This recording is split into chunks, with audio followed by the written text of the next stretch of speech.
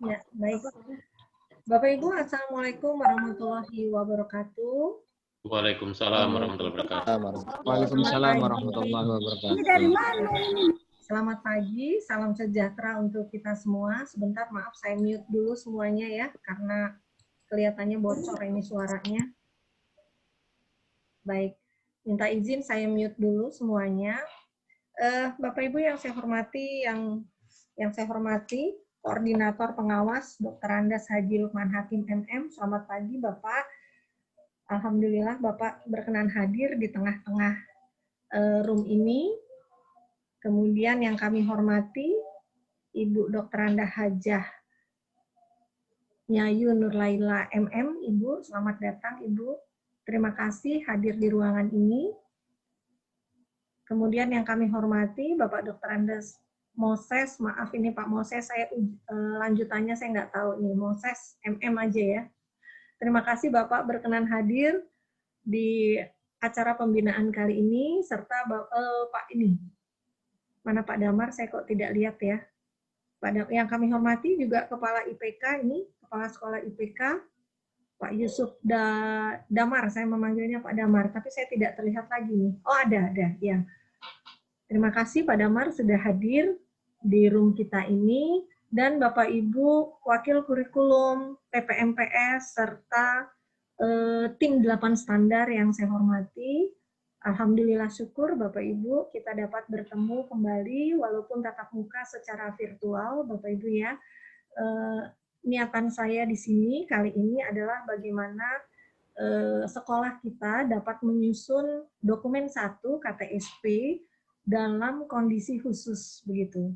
Sengaja saya hadirkan koordinator pengawas untuk mendampingi saya agar beliau tahu juga apa aktivitas saya selama pandemi ini, itu yang pertama. Kemudian saya juga mengajak koordinator pengawas untuk membantu saya membina sekolah dalam hal penyusunan dokumen 1 KTSP yang di masa pandemi atau dikatakan kondisi khusus begitu. Jadi nanti dalam gilirannya saya mohon Pak Korwas, Pak Lukman untuk menyampaikan arahan atau sambutan kepada kita semua terkait dengan penyusunan dokumen 1 KTSP yang kondisi khusus begitu. Bapak Ibu, acara kita sebenarnya hanya 2. Yang pertama nanti selain Pak Lukman sebagai Korwas menyampaikan arahannya tentang bagaimana sih sebenarnya apa yang akan kita lakukan dalam menyusun dokumen 1 KTSP, nanti saya juga akan bukan mengarahkan apa ya, sama-sama lah berdiskusi begitu bagaimana sih sebaiknya menyusun dokumen 1 KTSP. Baru setelah itu nanti kita diskusi tanya jawab hingga pukul 11 gitu. Mari Bapak Ibu kita sama-sama efektifkan waktu ini karena saya tahu Pak Moses, Bu Nyayu, mungkin juga kepala sekolah lain bertepatan hari ini ada kegiatan live streaming di YouTube juga untuk menghadiri rapat dengan kepala dinas begitu ya. Syukur alhamdulillah kalau misalnya 2 laptop yang dibuka begitu sehingga kuping kanan kuping kiri semua bekerja, tapi apabila terpaksanya juga tidak bisa, tidak apa-apa. Nanti ada teman-teman tim dari Bapak Ibu yang akan menyampaikan semuanya. Dan kegiatan ini memang saya rekam Bapak Ibu, harapannya nanti hasil rekamannya akan saya share kepada Bapak Ibu Kepala Sekolah, dan nanti pada saat waktu yang memungkinkan untuk bisa dibuka lagi apa saja sih arahan dari Pak Lukman, juga saya, juga diskusi kita semua. Begitu kira-kira rangkaian acara yang akan kita lakukan pada pagi hari ini, mulai pukul 9 hingga 11 nanti siang. Begitu ya Bapak Ibu, agar kegiatan ini mendapat berkah, manfaat dari Allah Subhanahu wa Ta'ala, marilah sama-sama kita melafazkan basmalah, bismillahirrahmanirrahim, dan sejenak kita berdoa menurut agama dan kepercayaan kita masing-masing. Berdoa, mulai.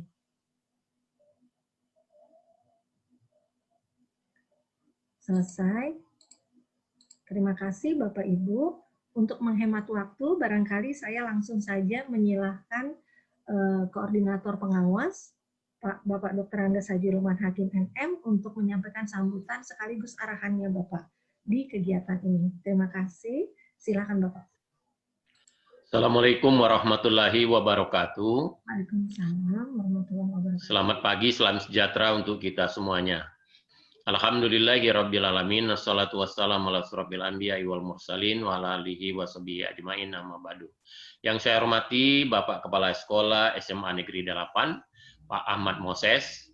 Yang saya hormati Ibu Nyayu, Kepala SMA Negeri 22.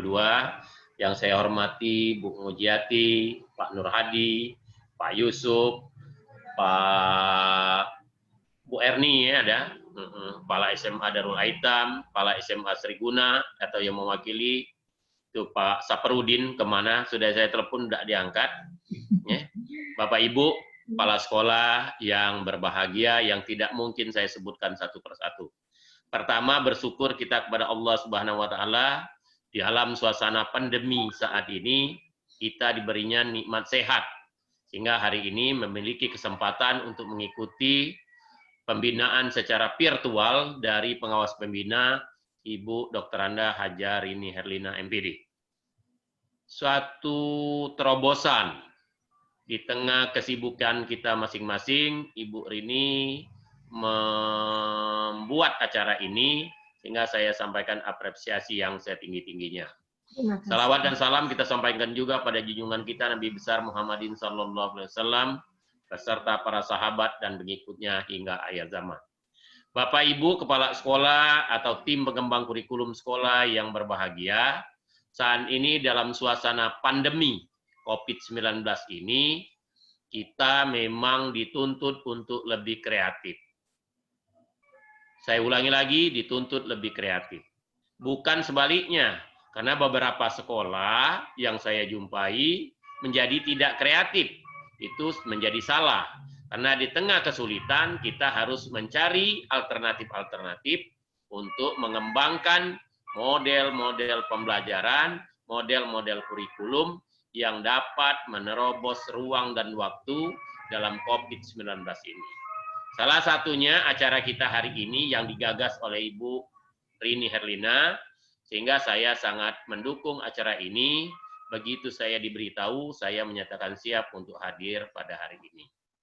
Bapak Ibu Kepala Sekolah atau tim pengembang kurikulum kita seakan ini yang kita sebut dokumen 1 itu, kita lebih mengenalnya dengan kurikulum relaksasi. Ada yang menyebutnya kurikulum COVID dan lain sebagainya. Walaupun sebenarnya tetaplah itu adalah dokumen 1 yang kita sebut KTSP. Hanya saja karena saat ini pada suasana pandemi kita menyebutnya relaksasi. Mengapa disebut relaksasi? Pertama, waktu yang digunakan untuk tatap muka melalui virtual atau online itu jumlah waktunya sedikit. Jadi tatap muka yang mestinya 2 kali 45 menit, mungkin berubah menjadi 2 kali 30 menit. Maka diperlukan pengaturan beban belajar sedemikian rupa oleh tim pengembang kurikulum dan kepala sekolah, agar pelaksanaan pembelajaran yang menjadi lebih pendek itu dapat terlaksana secara merata. Jangan sampai ada guru yang sangat santai, ada guru yang sangat sibuk dalam proses pembelajaran. Yang kedua, guru-guru kita minta untuk dapat jeli memilih kompetensi dasar mana yang perlu disampaikan dan kompetensi dasar mana yang cukup siswa belajar secara mandiri. Intinya dalam masa pandemi ini, 1, kepada siswa itu kita berikan materi, 2, dampingi, 3, lakukan asesmen atau penilaian. Saya ulangi, berikan materi pembelajarannya apa, dampingi siswa belajar itu ketika dari pukul 8 sampai pukul 12 itu, artinya Anda harus masuk ke dalam room-nya, dalam kelasnya, dan lakukan asesmen. Saya tidak memungkiri banyak sekolah masih melaksanakan pembelajaran online itu melalui media sosial. Contohnya belajar melalui WA, melalui bentuk-bentuk media sosial yang lain. Sebenarnya itu belum dalam kelas. Yang kelas itu disebut kelas meeting itu seperti kita saat ini. Akan tetapi memang harus diakui penggunaan Zoom meeting ini, kuota yang terpakai memang sangat besar dibandingkan dengan media yang lain. Kemarin telah di-launching oleh Bapak Gubernur penggunaan kuota dari Telkomsel yang sangat murah, yaitu untuk 10 giga itu hanya Rp5.000. Silakan sekolah-sekolah mengupdate ke Telkomsel untuk dapat seluruh siswa dan gurunya untuk membeli yang 5.000 untuk 10 giga dan 1 bulan itu. Mohon maaf saya menyebut nama Telkomsel bukan berarti saya menjadi promosi dari Telkomsel. Yang kedua, dalam pembelajaran ini secara virtual, guru-guru harus mengusahakan ada waktu tatap muka secara virtual seperti kita saat ini. Jadi diatur mungkin sebulan sekali atau 2 bulan sekali bisa bertatap muka. Apakah siswanya itu rambutnya sudah gondrong, atau masih muka lama, atau sudah muka baru, sehingga bisa dilihat oleh gurunya dalam penyampaian materi. Oleh karena itu semua guru harus bisa menyusun waktu dapat melakukan Zoom meeting atau bentuk-bentuk lain yang bisa melaksanakan tatap muka secara virtual seperti saat ini. Bapak Ibu, Kementerian Pendidikan telah mengirimkan bentuk dokumen kurikulum atau KD-KD yang bisa dipakai untuk penyampaian di masa COVID-19 ini. Tapi itu bukanlah sebuah kitab suci yang tidak bisa ditambah atau dilakukan penyesuaian. Sekali lagi, itu bukan kitab suci, artinya sekolah melalui kreativitasnya dapat melakukan verifikasi, dapat melakukan validasi, mana-mana KD-KD yang memungkinkan untuk diberikan dan mana yang tidak mungkin untuk diberikan. Hal yang sangat kita sayangkan adalah beberapa materi pelajaran itu tidak dapat disampaikan secara baik. Contohnya, guru fisika dalam mengajarkan tekanan gelombang dan lain sebagainya, tidak mungkin dia menyampaikan secara virtual karena sangat sulit. Guru seni, tidak mungkin dia mengajarkan cara menari melalui bentuk virtual, karena paling dapat dilakukan melalui video, yang beda kalau siswa menetapi langsung. Itu yang harus kita perhatikan sesama. Sekali lagi saya minta betul kepada kepala sekolah untuk memberikan dorongan kepada guru-guru kita agar lebih kreatif dalam melaksanakan pembelajaran, karena kita kalau tidak kreatif, kita menjadi orang yang berdosa karena pembelajaran itu sangat minimal. Sekali lagi, pembelajaran di masa pandemi ini, pembelajarannya sangat minimal. Artinya masanya post major. Oleh karena itu, jangan sampai pembelajaran yang sudah minimal ini oleh guru-guru kita diminimalkan lagi. Kita kan sudah tahu, sudah menjadi rahasia umum bahwa guru-guru kita itu pada saat suasana normal saja, jamnya itu sedapat mungkin dikurangi sendiri oleh guru. Tatap mukanya dikurangi. Nah, ini tatap mukanya sudah berkurang, jangan sampai dikurangi lagi. Tatap muka dalam arti kata dalam bentuk virtual seperti saat ini. Itu yang ingin saya sampaikan. Sekali lagi kepada Ibu Rini yang telah menggagas kegiatan ini, saya sampaikan apresiasi yang setinggi-tingginya, dan semoga kegiatan ini menjadi pembuka pikiran bagi pengawas-pengawas yang lain untuk melaksanakan kegiatan seperti ini, sehingga kegiatan pada masa pandemi COVID-19 ini bukan berarti membuat kita berpangku tangan, tetapi membuat kita lebih kreativitas lagi. Sekali lagi kepada kepala sekolah dan tim pengembang kurikulum, buka kembali dokumen satunya itu, lakukan relaksasi atau penyesuaian, lihat betul kadi-kadi mana yang akan diajarkan guru, dan beri catatan penebalan sehingga guru yakin bahwa materi itu akan tersampaikan. Terakhir, penilaian dilakukan pada masa pandemi ini sedapat mungkin penilaiannya itu dilakukan secara dalam bentuk proyek ataupun dalam bentuk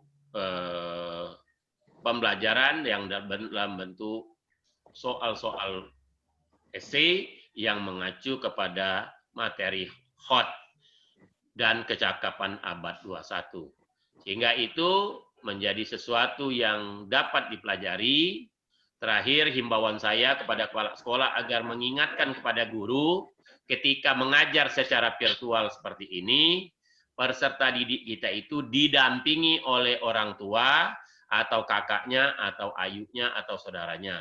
Oleh karena itu, pembicaraan ketika virtual harus dijaga. Sekali lagi harus dijaga, jangan asal ngomong. Supaya kita tidak disampaikan oleh orang tua bahwa SMA A atau SMA B itu gurunya mengajar asal-asal saja. Karena terekam atau terikot oleh orang tua ketika Bapak Ibu menyampaikan materi itu ada omongan-omongan yang kurang baik, omongan-omongan yang kasar. Saya kira itu sambutan dari saya, mungkin nanti ada waktu kita untuk lakukan tanya jawab. Kita siapkan untuk tanya jawab. Sekali lagi saya mengapresiasi kegiatan ini. Semoga kegiatan ini dapat berlangsung dengan baik. Wabillahi taufik wal hidayah. Wassalamualaikum warahmatullahi wabarakatuh. Waalaikumsalam warahmatullahi wabarakatuh. Terima kasih Bapak Koordinator Pengawas saya.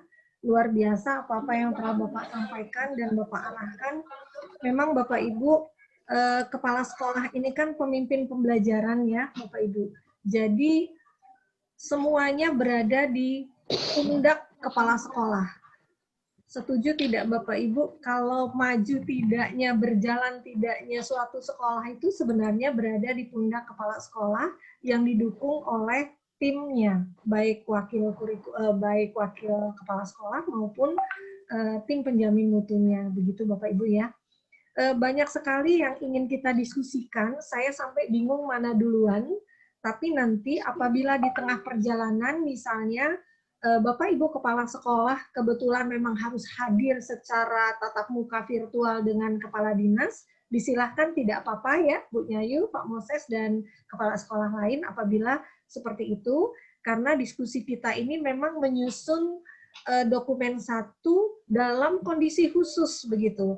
Jadi sebaiknya memang kepala sekolah nanti mengharuskan menyampaikan kepada timnya untuk disusun gitu ya. Izinkan saya untuk share screen Bapak Ibu ya. Nanti apabila di tengah perjalanan silakan loh para kepala sekolah kalau memang harus hadir secara tatap muka virtual dengan Pak Kadis tidak apa-apa, karena nanti ada teman-teman wakil atau TPMPS-nya yang melanjutkan kegiatan ini begitu. Terima kasih Pak Lukman. Saya izin share screen, tapi saya bingung nih ya, mulai dari mana dulu. Saya coba yang ini dulu saja.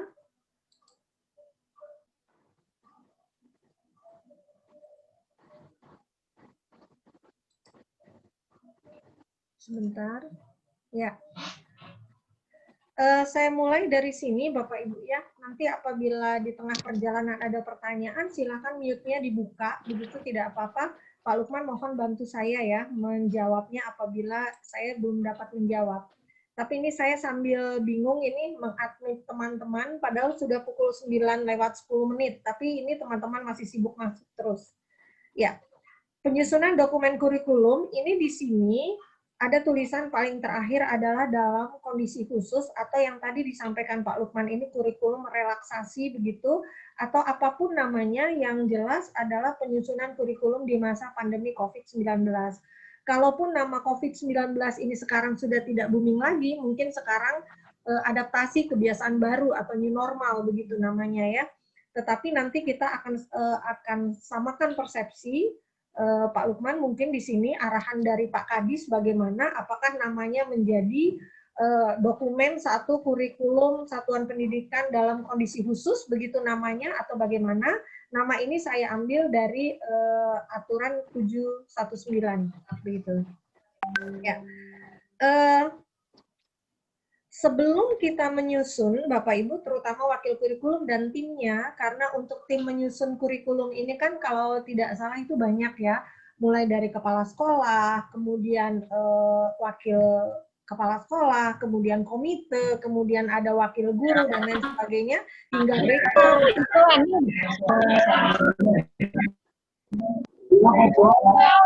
Bentar, saya mute dulu. Ini biasanya yang ribut ini yang baru masuk ini. Ya, baik. Saya lanjutkan ya. Bapak Ibu, sebaiknya sebelum kita menyusun kurikulum, Bapak Ibu pegang dulu SK Mendikbud nomor 719. Dipelajari dulu ini apa keinginan di sini, karena inilah yang menjadi acuannya sekarang, walaupun semua ini disesuaikan dengan situasi kondisi sekolah kita masing-masing. Bapak Ibu juga harus menelaah SK Kabalitbang nomor 018. Nah, ini ada KD-KD yang memang disesuaikan dengan situasi pandemi sekarang ini gitu. Karena KD yang ada selama ini atau yang digunakan selama ini dimungkinkan tidak sesuai atau tidak dapat dilakukan dalam pembelajaran guru. Kemudian Bapak Ibu juga, ini maaf masih ada tulisan Jatim ya, karena PPT ini memang dari dari APSI pusat yang tidak boleh saya mengubahnya begitu. Kemudian nanti ada penyusunan dan pengesahan. Nah, Bapak Ibu nanti ini semua materi akan saya berikan ya, jadi tidak usah mencatat atau bagaimana karena kita sifatnya diskusi sekarang ini. Kita akan membahas SK Mendikbud 719 dulu sebelum kita nanti sepakat menyusun KTSP-nya atau dokumen satunya. Bapak Ibu nanti ambil di HTTP ini, lengkap di sini ya. Saya lanjutkan dulu karena nanti juga akan saya buka tentang itu. Kemudian untuk yang Kabalitbang mengenai KIKD, Bapak Ibu bisa ambil di sini ya, bisa ambil di sini. Barangkali wakil kurikulum itu sudah sangat paham berapa betul sih KIKD yang ada atau yang disarankan pada situasi pandemi sekarang ini. Yang jelas hampir 50%. Hampir 50% berkurang begitu ya. Dan itu sudah dilakukan pemetaan oleh pusat dan sudah dianalisis yang dimungkinkan bisa dilakukan oleh teman-teman guru dalam situasi pandemi seperti ini.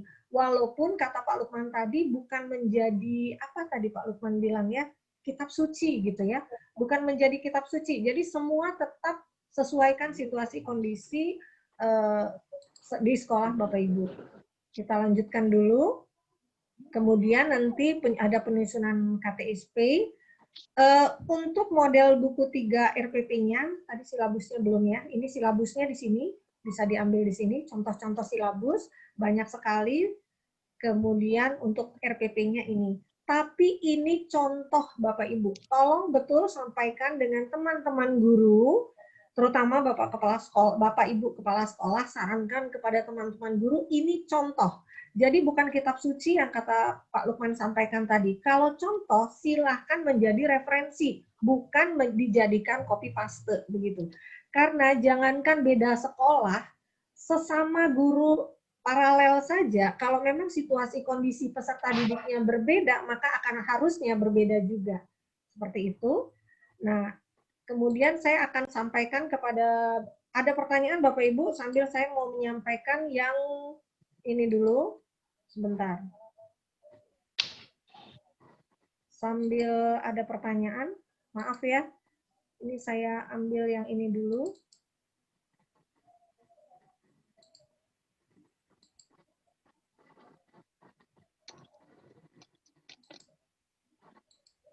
Sudah terlihat Bapak Ibu? Sudah terlihat belum ya? Sudah ya? Ya. Ini saya buka salinan menteri yang nomor 719. Jadi saya minta Bapak Ibu di sekolah ini dibaca betul aturannya yang diharapkan. Kita lewatkan dulu yang menimbang, mengingat segala macam. Ini biasanya tidak begitu banyak berubah dari yang sebelumnya. Hanya saya ingin sampaikan di sini, Bapak Ibu. Kalau untuk pengertian, saya rasa semuanya sudah paham. Nah, di sini ada perubahan. Assessment. Bapak Ibu lihat ya, saya besarkan dulu. Ya, jelas ya Bapak Ibu ya. Ini nomor 4 ini ada assessment, adalah proses sistematis dalam pengumpulan, pengolahan, dan penggunaan data, aspek kognitif dan kognitif. Dan ini mohon diperhatikan oleh teman-teman di sekolah. Nah, apakah asesmen diagnostik sudah Bapak Ibu lakukan sebelum Bapak Ibu menyusun dokumen 1 KTSP-nya? Saya tanya dulu nih, Bapak Ibu. Apakah siapa nih yang mau menjawab? Apakah Pak Sidik, apakah Bu Rinda, ataukah apa? Atau kepala sekolah mungkin. Kondisi khusus ini, Bapak Ibu harus melakukan asesmen diagnostik. Yang bagaimana? Untuk mengetahui bagaimana sih peserta didik kita saat ini, baik kekuatannya, kelemahannya, sehingga bagaimana pembelajaran yang akan dirancang disesuaikan dengan kondisi peserta didik. Barangkali di sekolah, peserta didik di sekolah Bapak Ibu ada yang bisa daring, tetapi ada yang bisa luring. Bahkan ada yang harus gurunya hadir ke ke rumah peserta didiknya. Tadi Pak Lukman menyampaikan sebaik-baiknya pembelajaran itu harus di masa pandemi ini harus libatkan orang tua Bapak Ibu. Bagaimanapun situasi pandemi seperti ini, orang tua harus terlibat langsung. Mau tidak mau, suka tidak suka, orang tua itu terlibat dalam pembelajaran anaknya, putra-putrinya di rumah. Ini. Jadi saya menyorotin asesmen diagnostik. Agar apa? Agar pembelajaran yang dilakukan guru tepat. Sesuai dengan kondisinya. Jadi tidak ada keluhan dari orang tua yang mengatakan, aduh capek sekali. Gurunya selalu sibuk memberikan WA yang tugas. Sehingga pembelajaran yang dilakukan di rumah itu tidak nyaman. Tidak enjoy, tidak happy, tidak sejahtera, atau yang katanya sekarang dikatakan well-being student, atau tidak merasa nyaman siswanya, bahkan tertekan menjadi seperti itu. Kalau tidak salah, Bapak Ibu bisa lihat di YouTube begitu ya, bagaimana orang tua mengajarkan gurunya dan mengajarkan putra-putrinya, dan bagaimana putra-putrinya begitu tertekannya dengan sekian banyaknya tugas-tugas yang dilakukan oleh guru gitu ya.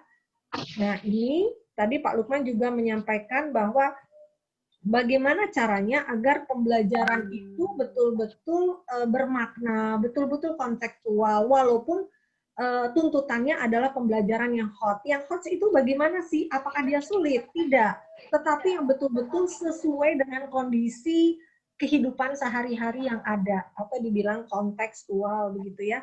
Nah, ini kemudian poin nomor 10 saya sampaikan, kondisi khusus. Kondisi khusus itu suatu keadaan bencana yang ditetapkan oleh pemerintah pusat dan daerah. Dan sekarang ini adalah kondisi khususnya pandemi COVID-19. Begitu. Di sini disampaikan kurikulum pada kondisi khusus. Ini Bapak Ibu baca, kita langsung ambil yang melakukan penyederhanaan kurikulum. Bapak Ibu di sekolah boleh melakukan penyederhanaan kurikulum secara mandiri. Artinya tidak harus sama. Jadi disinilah keunikannya kurikulum kondisi khusus ya. Tidak harus sama dengan sekolah lain. Karena kondisi peserta didiknya pun pasti berbeda kondisinya. Jadi di sini memang dikatakan melakukan penyederhanaan kurikulum secara mandiri.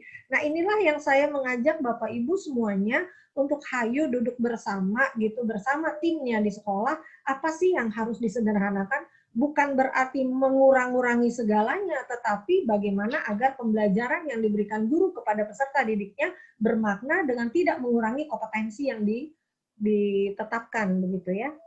Kemudian satuan pendidikan dalam kondisi khusus tidak diwajibkan untuk menuntaskan seluruh capaian kurikulum untuk kenaikan kelas atau kelulusan. Nah, ini menjadi perhatian. Kita tetap berdoa, insya Allah ke depannya kondisi seperti ini tidak lama Bapak Ibu ya. Semoga saja ya tahun ini saja sampai Desember, sehingga tahun 2021 kita sudah normal seperti biasa. Tapi apa boleh buat, situasi sekarang ini kita harus tetap seperti ini. Nah, ini pembelajarannya, prinsipnya Bapak Ibu tetap aktif. Pembelajaran mendorong keterlibatan penuh peserta didik dalam perkembangan belajarnya. Belajar diri sendiri, merefleksikan pengalaman belajarnya, dan menanamkan pola pikir bertumbuh. Ini yang bagaimana nanti kita diskusikan. Kemudian tetap harus sehat, pembelajaran mendorong semua pihak terlibat. Tadi Pak Lukman mengatakan, libatkan orang tua dalam pembelajaran putra-putrinya di rumah. Artinya Bapak Ibu desainlah RPP-nya, desainlah silabusnya, begitu, agar agar tugas-tugas, penugasan yang diberikan oleh Bapak Ibu guru itu melibatkan orang tua, tetapi tidak menyulitkan. Tadi Pak Lukman mengatakan kalau bisa project based learning ya, PBL, karena memang sekarang ini itu yang disarankan. Jadi kalau misalnya ada RPP guru yang discovery learning, yang role playing, yang segala macam, mungkin tidak itu dilakukan pada situasi sekarang. Kan rasanya tidak mungkin, karena itu harus dilihat langsung kondisinya pada saat peserta didik sedang belajar, gitu ya Bapak Ibu. Kalau inklusif tidak usah, keragaman, dan seterusnya. Ini. Nah, di sini dikatakan Bapak Ibu ya, pembelajaran diawali dengan asesmen diagnostik. Tadi saya sudah menyampaikan bahwa kenapa ini penting. Agar Bapak Ibu mendapat gambaran peserta didik yang sesungguhnya bagaimana. Sehingga Bapak Ibu mengobatinya itu tepat. Kalau Bapak Ibu tidak melakukan asesmen diagnostik di awal, maka Bapak Ibu tidak akan tepat melakukan pembelajaran atau penilaian kepada peserta didik Bapak Ibu. Karena dalam satu kelas ada kemungkinan perbedaan-perbedaan yang mereka terima itu. Kemudian pembelajaran dalam kondisi khusus dilaksanakan secara kontekstual, seperti tadi yang disampaikan Pak Lukman. Bermakna, menggunakan strategi. Nah ini Bapak Ibu ya, menggunakan strategi yang sesuai kebutuhan kondisi peserta didik di satuan peserta didiknya masing-masing dengan memenuhi prinsip-prinsip pembelajaran. Bapak Ibu di sini pasti tahu prinsip-prinsip pembelajaran itu pasti ada pembukaan, ada pendahuluan, kegiatan inti dan penutup, ada penugasan, kemudian ada mungkin bahan ajar atau PPT pembelajaran yang menarik dan sebagainya gitu ya Bapak Ibu. Dan ini semuanya bisa Bapak Ibu baca dan menjadi dasar dari dokumen 1 Bapak Ibu gitu ya. Silakan Bapak Ibu kalau mau bertanya. Kemudian ini Bapak Ibu ya, SMA 22 saya sudah terima dokumen 1 yang sudah disusun, dan nanti saya juga akan bertanya pada Pak Lukman ini, bagaimana dokumen 1 kita? Apakah bab per babnya itu disamakan dengan yang lama, kemudian kita tambah bab baru tentang kondisi, atau dari awal, begitu ya Bapak Ibu. Nah ini sekarang, saya akan contohkan saja Bapak Ibu ya teman-teman, tapi tidak harus seperti ini. Rencana, sebentar ini agak lama. Saya share screen lagi. Sudah keluar belum? Oh sebentar. Saya akan share screen lagi ya Bapak Ibu.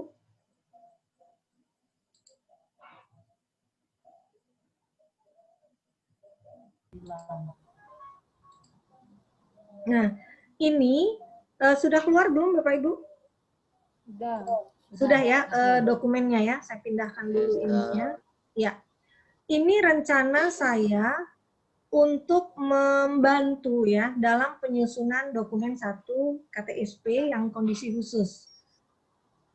Ini saya agak sulit karena ada ini. Saya besarkan dulu.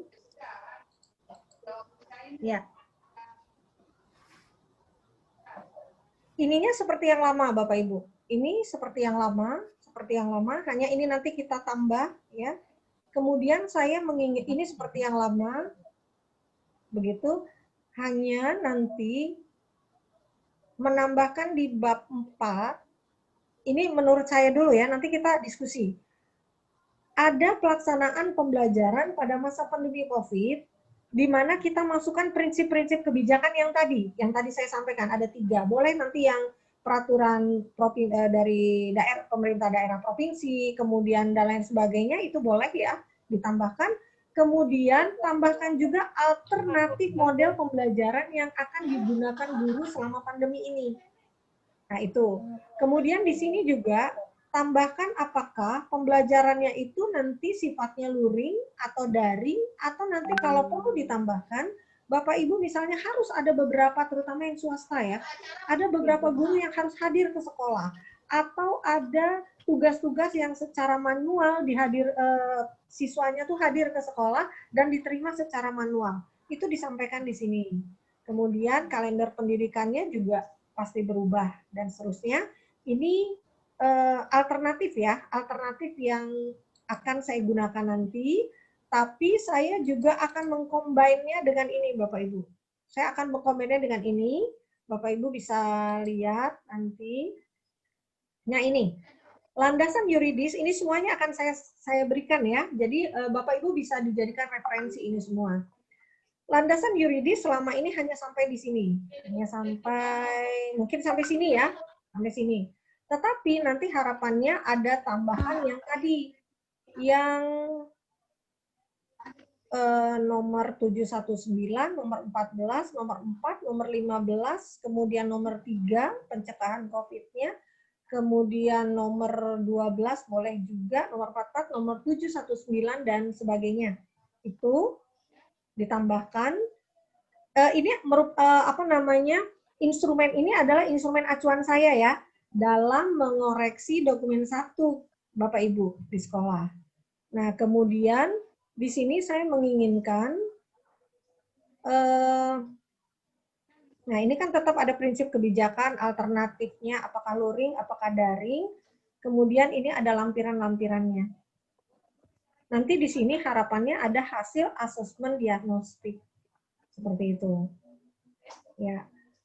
Bapak Ibu, sampai di sini saya stop share dulu. Ada yang mau ditanyakan? Silahkan. Mumpung Pak Lukman masih hadir di tengah-tengah kita. Silahkan Bapak Ibu. Nanti sambil berjalan saya akan memberikan contoh begitu ya, memberikan contoh beberapa dokumen yang sudah dibuat teman-teman gitu. Ada yang kemarin Pak Lukman memberikan saya contoh sekolah binaannya dari SMA plus 17. Nanti saya tayangkan. Apakah Bapak Ibu mau seperti itu? Tapi kalau saya menginginkannya, memang dari rasional itu sudah bercerita tentang bagaimana COVID. Walaupun nanti per babnya ada 2. Jadi ada yang bab 1, 2, 3-nya itu mengenai yang selama ini berjalan normal, kemudian nanti ditambah 1 bab tentang COVID, ataukah seperti itu. Sambil saya menunggu pertanyaan Bapak Ibu, saya juga akan menge-share ininya, dokumennya. Silakan Bapak Ibu.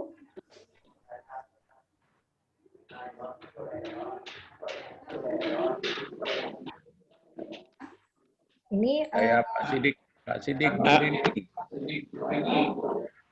Pak Sidik Bu Rini. Ya, silakan Pak. Saya stop share dulu berarti ya.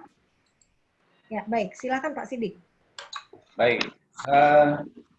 Tadi sebelum kita harus membuat KTSP, tadi tentunya kita harus asesmen diagnosis tadi Bu ya. Asesmen diagnosis tadi Bu. Ya, ya.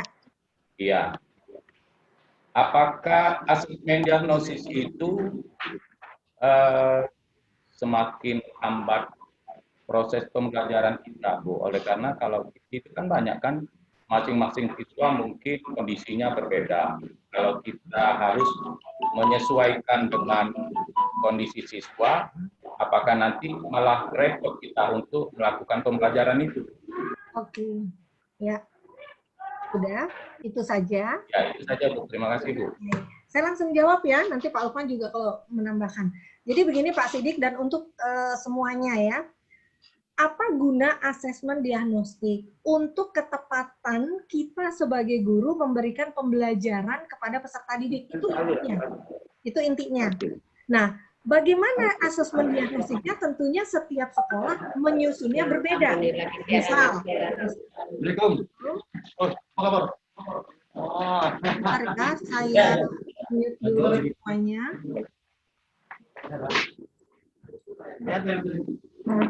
Jadi yang baru hadir mohon ini ya di mute semuanya. Ya, minta maaf nih semuanya di mute agar omongan saya tidak terganggu ya. Jadi gini, bukan saja untuk SMA 8 ya, tapi untuk semuanya. Saya berharap kenapa asesmen ini dilakukan dan itu memang disarankan di 719 tadi karena agar guru-guru melakukan pembelajarannya itu tepat, Pak Sidik. Misal, tidak mungkin dalam 40 siswa peserta didik atau seluruh peserta didik di sekolah kita itu semuanya sanggup pakai daring. Saya tanya dulu kepada yang swasta terutama. Kalau SMA 8 mungkin tidak masalah, SMA 22 mungkin saya ragu-ragu tuh. Karena saya sudah melakukan pembinaan di SMA 22 ternyata berbeda, tidak bisa semuanya daring begitu ya. Jadi ada yang daring, ada yang luring, kemudian ada yang bahkan seorang guru itu harus hadir ke sekolah, harus hadir ke rumah peserta didik untuk menanyakan segala halnya atau segala tugas-tugas atau permasalahan yang dialami peserta didik itu langsung secara dia hadir ke sekolah dengan melakukan protokol kesehatan. Itu adalah hasil asesmen diagnostik, Pak Sidik. Nah, tidak mungkin seorang dengan perbedaan seperti itu maka pembelajaran dilakukan semuanya sama. Bayangkan Pak Sidik, apabila tidak melakukan asesmen diagnostik, kemudian sekolah pokoknya semuanya daring, yang tidak punya yang tidak punya kuota, pokoknya gimana caranya lah gitu. Makanya di TV, di acara TV ada yang orang tuanya maaf ngomong maling HP ya, HP Android ya. Karena itu. Artinya sekolah tidak melakukan asesmen diagnostik. Kemudian misalnya guru tidak mau tahu pokoknya semuanya tuh daring. Padahal si siswa ini sangat bermasalah dengan itu. Kenapa kita tidak mau membuka mata dengan itu? Jadi lakukan pembelajaran yang berbeda seperti itu. Apakah menjadi sulit dong pembelajarannya? Itu Bapak Ibu, di situasi pandemi seperti ini mari kita sama-sama mendapat pahala lah dari Allah Subhanahu wa taala sehingga guru-guru itu maulah dengan bekerja lebih begitu ya untuk mengetahui bagaimana sih kondisi peserta didik kita sebenarnya. Jangan tutup mata. Yang selama ini saya lihat gurunya pokoknya tidak mau, berbeda ya dengan SMA 17, dengan mungkin SMA 8 tidak masalah, tapi kalau SMA 22 mungkin saya juga masih 80%-an begitu karena input dari peserta didik yang masuk di situ gitu kan di daerahnya begitu. Nah itu Pak Sidik yang saya berharap melakukan asesmen diagnostik dengan cara sekolahnya masing-masing, tidak harus sama.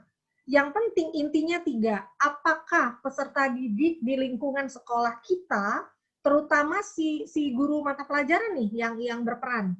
Guru mata pelajaran pertama harus memiliki WA group minimal itu. Nah, bagaimana yang tidak punya Android? Tidak bisa kan WA group, maka harus secara japri, secara individu, melakukan ini untuk tetap berkomunikasi.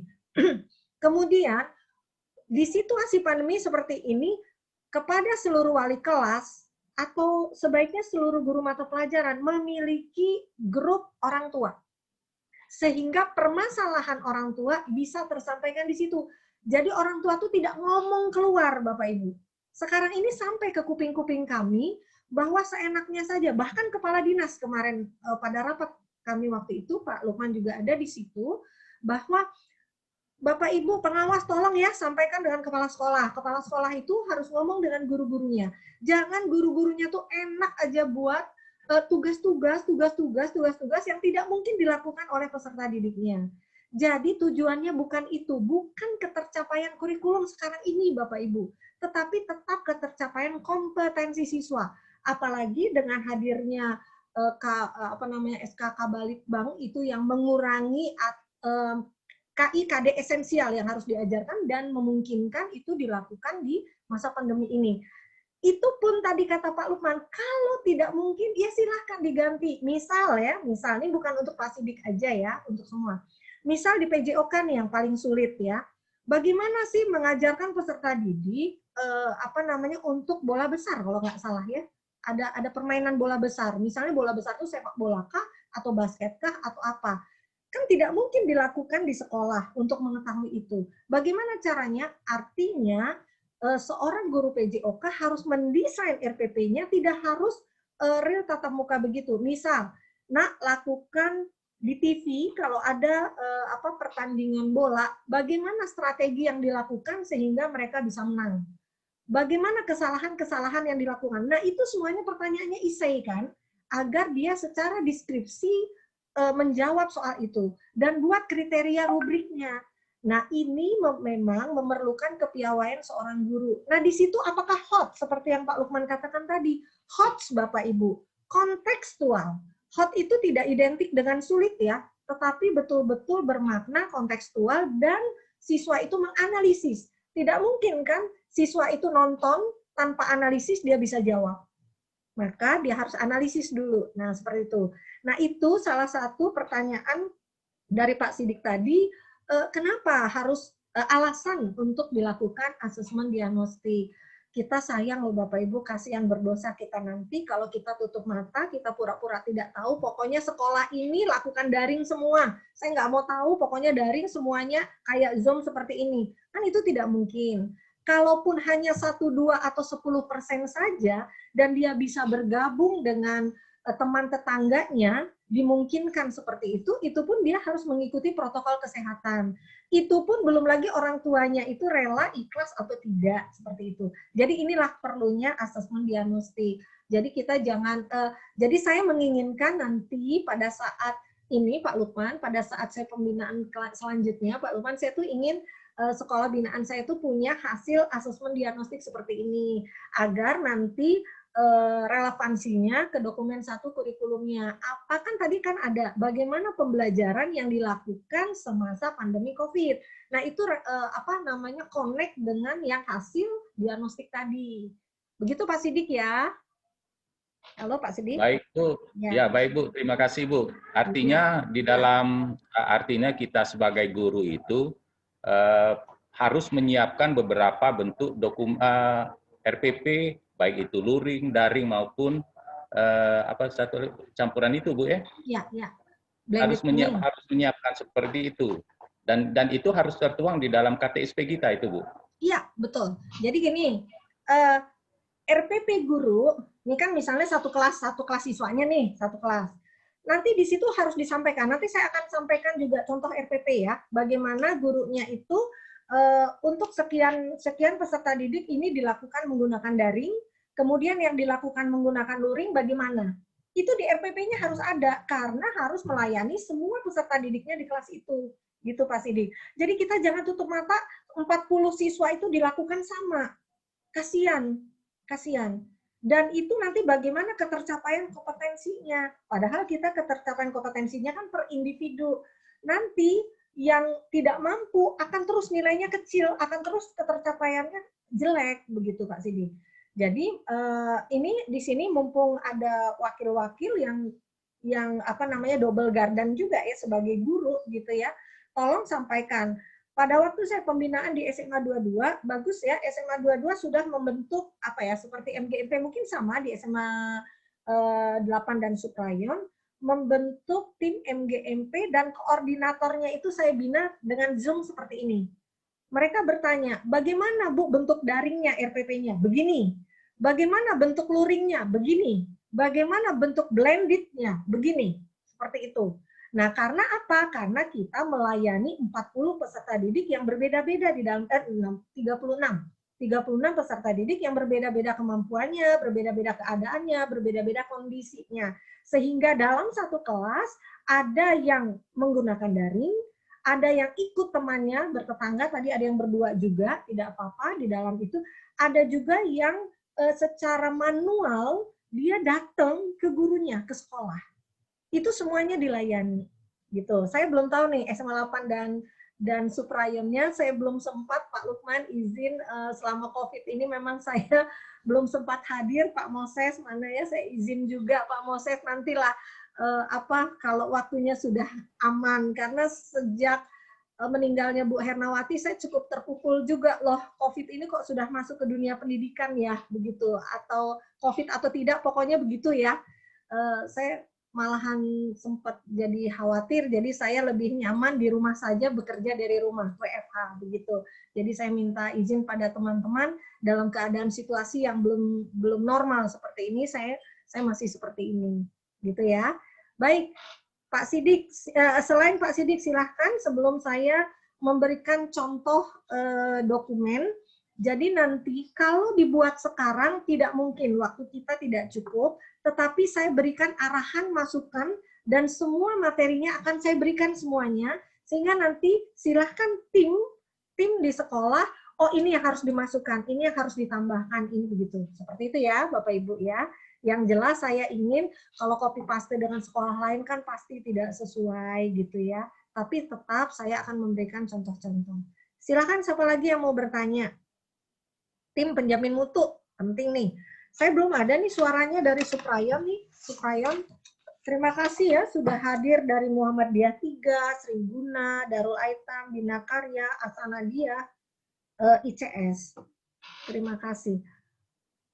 Sambil menunggu pertanyaan, oh iya, Pak Lukman, apa yang saya sampaikan tadi ada kesalahan nggak ini dalam penyampaian? Saya khawatir ada salah juga. Betul ya, Bapak ya? Betul. Ya, baik. Saya akan berikan ini contoh ya, namanya juga contoh Bapak Ibu ya, namanya juga contoh. Ini akan saya share screen dulu. Oh, sebentar. Sebelum saya share screen, Bapak Ibu ini kelihatan tidak tayangan saya? Kelihatan. Kelihatan ya? Ya, ini yang lainnya pada tidur apa ya? Nggak jawab. Ya. Sebelum kita ke contoh dokumennya, ini saya mau sadarkan kita semua, gitu ya, sadarkan kita semua. Untuk bagi guru selama sekolah tutup atau pandemi COVID, saya di sini mau menyampaikan yang ini. Nah, ini kan dikatakan 91% populasi siswa dipengaruhi oleh ini, oke. Ini Pak Menteri mengatakan ini, nanti ini kan semuanya akan saya berikan. Peran penting guru. Membantu siswa menghadapi ketidakpastian yang disebabkan oleh pandemi. Artinya pembelajaran tetap harus berlangsung. Bagaimana pembelajaran itu? Desainlah sesuai dengan kondisi peserta didik, bukan kondisi sekolah, tetapi kondisi peserta didik kita. Melibatkan siswa untuk terus belajar. Bayangkan Bapak Ibu, tidak boleh siswa tidak belajar. Jadi semuanya siswa harus belajar, gitu. Meskipun kegiatan sekolah meskipun kegiatan sekolah normal terganggu. Ya. Kemudian guru harus terus mendukung siswa sementara akses fisik ke sekolah tutup. Ini pada saat tutup, tapi pembelajaran dilakukan dengan jarak jauh. Ini, kemudian ini yang disampaikan Pak Lukman tadi, mendorong nanti dulu untuk guru pengambilan keputusan secara cepat untuk memulai dan melaksanakan pembelajaran yang berkelanjutan. Nah, di sini yang disampaikan Pak Lukman tadi, mendorong kolaborasi orang tua. Nah, di sini Bapak Ibu, saya minta tolong penugasan yang Bapak Ibu berikan kepada peserta didik, bagaimana caranya orang tua itu ikut terlibat. Misal saya beri contoh gini Bapak Ibu ya. Seperti tadi yang PJOK ya, itu kan nonton TV terus nanti orang tuanya minta, "Mama gimana Ma ini kok Mama Papa, Pak gimana Pak strategi yang benar gimana?" Itu kan permainan bola besar, sepak bola ini tugasnya itu salah satunya seperti itu. Jadi jawabannya di skripsi. Nah, kalau misalnya begini, kalau matematika misalnya ada eksponensial ya, pertumbuhan yang berlipat-lipat. Itu bisa, Bapak Ibu mungkin sudah tidak zamannya lagi, tidak tahu dengan KMS ya, kartu menuju sehat. Zamannya saya dulu ada. itu kartu menuju sehat itu bisa dijadikan soal Bapak Ibu oleh guru matematika agar menanyakannya kepada orang tua. Ini apa, Mang? Kelipatan eksponensial yang bagaimana yang normal, yang bagaimana tidak normal. Itu artinya seorang guru membuat RTP penugasan yang melibatkan orang tua. Itu maksudnya. Gitu ya. Nah, menghadapi situasi darurat ini sehingga anak dalam belajar tetap mendapatkan pengalaman belajar bermakna, menantang sesuai dengan kemampuan dan kebutuhannya. Nah, itu Bapak Ibu, nah nanti ini dibaca aja. Nah, ini yang saya katakan tadi well-being. Bagaimana caranya Bapak Ibu, guru, memberikan penugasan itu siswanya itu tetap sejahtera, tetap melakukan keselamatan. Sekarang lagi booming namanya student well-being. Nah, upaya penyampaian kurikulum dengan jarak jauh. Nah, ini seterusnya Bapak Ibu bisa baca saja apa kontennya, siapa yang harus belajar, kemudian bagaimana caranya. Ini Bapak Ibu tinggal baca saja. Gitu ya, Bapak Ibu, sambil saya menunggu Bapak Ibu bertanya. Silakan para kepala sekolah juga boleh bertanya ya. Pak Lukman ada di sini bisa membantu saya. Saya akan share yang contoh dokumen. Ada yang mau bertanya, Bapak Ibu? Ya, sudah kelihatan ini? Kurikulum SMA 17.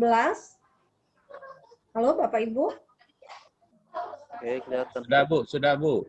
Ya, Kelihatan. Nah, ini sekolah binaannya Pak Lukman. Kemarin saya minta dengan beliau contoh Bapak Ibu ya. Kalau contoh itu tidak bisa di copy paste karena SMA 17 juga berbeda. Kira-kiranya seperti ini. Di sini SMA 17 itu membuat bab 1, 2, 3-nya itu sama seperti yang lama bahkan sampai terakhir. Tetapi yang membedakan di sini, dia langsung masukkan di sini. Lihat ya Bapak Ibu wakil kurikulum nih, terutama atau ini. Nah, ini harus ditambah. Semuanya ini harus ditambah dengan ini yang di merah-merah ini. 1, 2, 3. Kalau tidak salah kurang satu lagi. Tadi yang sesuai tadi. Ada 3, nomor 35, 36, 37, 38. Kalau tidak salah ini yang 719 belum masuk.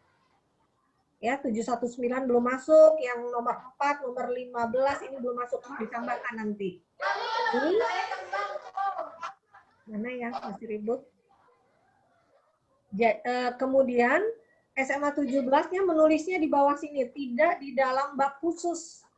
Tidak di dalam bab khusus. Nah, tercapai assessment. Mana ya? Sebentar.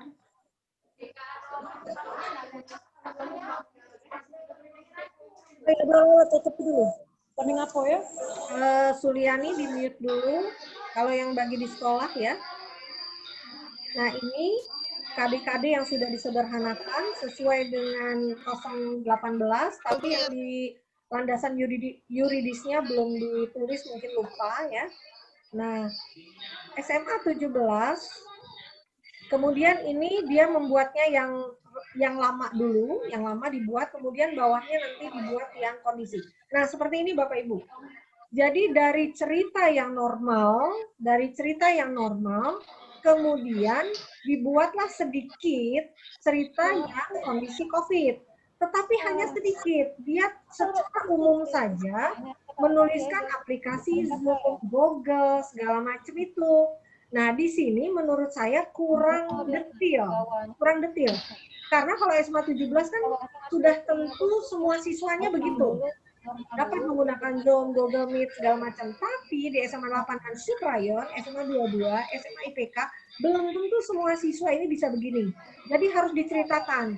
Kalau perlu, berapa persen menggunakan Zoom, berapa persen menggunakan daring, berapa persen menggunakan luring, berapa persen yang menggunakan blended learning. Karena tidak mungkin sama dengan SMA 17, tidak mungkin. Kalau sama, saya malahan ragu-ragu begitu ya. Nah, terus dia mengenai KBM dari yang 45 menit dijadikannya 30 menit dari jam sekian sampai sekian, bolehlah ini dilakukan sama seperti ini. Kemudian yang pengembangan ini tidak dilakukan. Nah, ini yang lain, ini yang PB, kemudian yang masa pandemi. Ini kalender yang masa pandemi. Seperti ini. Sebaran jam. Gimana, Bapak? Sebaran jam itu. Ya, bukan kalender. sebaran jam. Ya, sebaran jamnya dibuat di sini. Walaupun sebenarnya di dokumen satunya tidak perlu ini ya, Pak ya. Ini di lampiran saja ini sebaran jamnya. Jadi sampaikan saja berapa menit, kemudian untuk mata pelajaran ini bagaimana, yang khususnya bagaimana. Ini aku chat aja mabur ini. Nah, ini juga nanti kita akan diskusi masalah pramuka ya, ekskul wajib pramuka. Kalau di sini dia tetap dilakukan kelihatannya SMA 17, tapi saya tidak membaca bagaimana cara melakukannya. Gitu. Nah, ini seperti ini. Jadi untuk SMA 17 dia diselipkan di beberapa penyampaian. Di dua-dua ya. Seperti ini. Nah, seperti itu ya. Nah, sementara saya ingin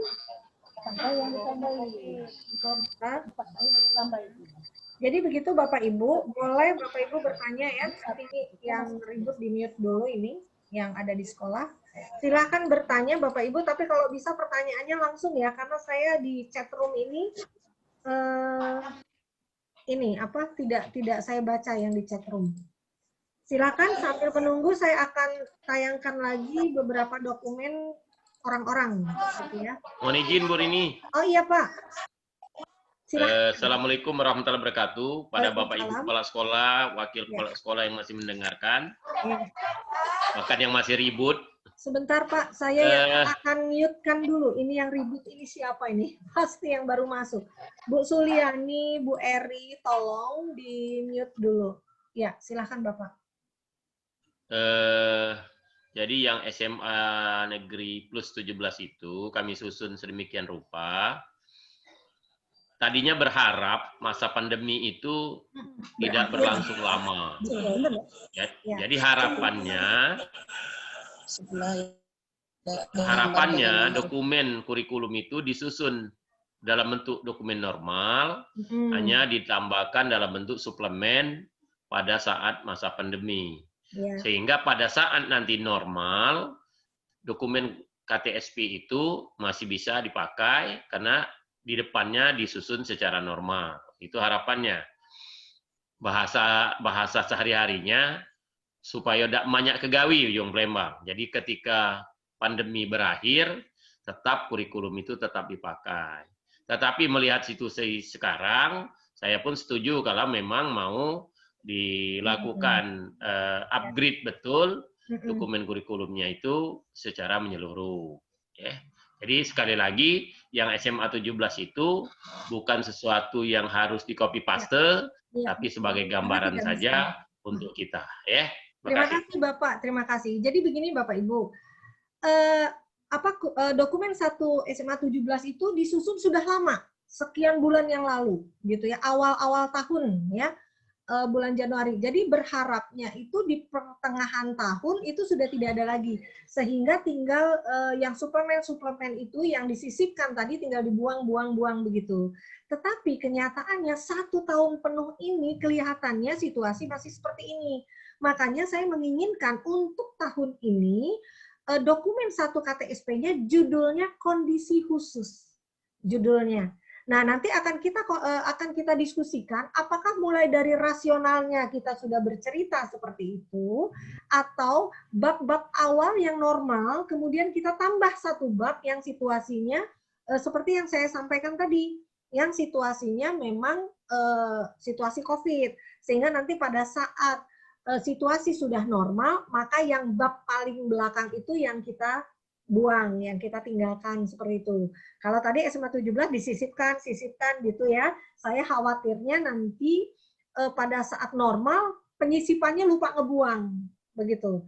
Jadi saya kok lebih cenderung seperti biasa begitu, terus nanti ditambahkan 1 bab. Tetapi di pendahuluan, di rasional itu sudah disampaikan di awal. Saya tunjukkan dulu ya, tapi maaf ini punyanya orang karena saya memang belum membuat, kan yang membuat sekolah gitu ya. Nanti saya share screen dulu. Ya, ini saya ambil ini dari teman saya, Bapak Ibu ya, dari teman saya. Sekedar bukan untuk di copy paste, tapi untuk panduan. Ini, Bapak Ibu sudah lihat sharean saya? Sudah ya? Ya Bu, lihat Bu. Ya, oke. Ya, ini, nih, dia mengatakan rasionalnya tuh kondisi ideal. Kondisi idealnya seperti ini, kemudian kondisi nyata. Oh, sebentar. Ini dari ini dulu. Nah, yuridis seperti tadi, ini akan diberikan semua kepada Bapak Ibu ya untuk referensi gitu ya. Jadi ini saya rasa lebih lengkap yuridisnya itu sudah ditambahkan yang segala yang saya sampaikan tadi. Ini sudah lengkap, ditambahkan ini. Kemudian, jadi saya lebih cenderung begini saja Bapak Ibu. Jadi yang di atas itu adalah kondisi normal. Kemudian, nah ini sudah diambil yang kondisi khusus ini, KD-KD yang sudah dikurangi. Jadi pengurangannya kalau saya lihat hampir seluruh mata pelajaran itu 50%-nya. Jadi kondisi normal, kemudian KD-KD yang kondisi khusus di bawahnya. Kemudian, sebentar. Ini ditulisnya banyak sekali.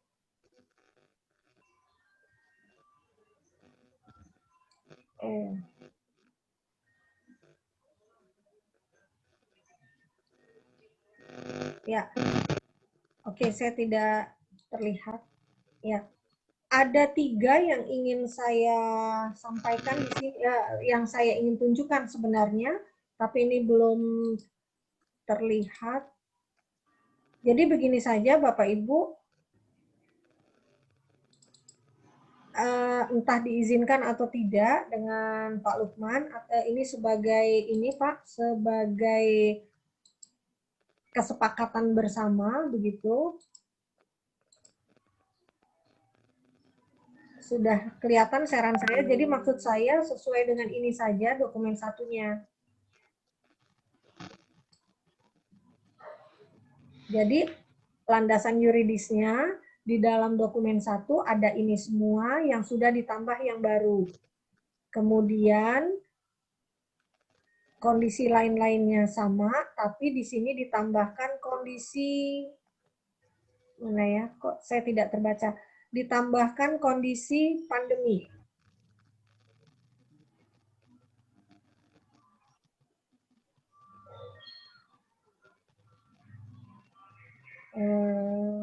Nah ini kegiatan pengembangan diri ya, kemudian selama masa transisi kenormalan baru. Jadi berbeda di sini. Ini ya, ini saya merahkan. Nah ini semuanya ditulis kondisi pandemi atau dia menuliskannya kenormalan baru. Ini yang berbeda.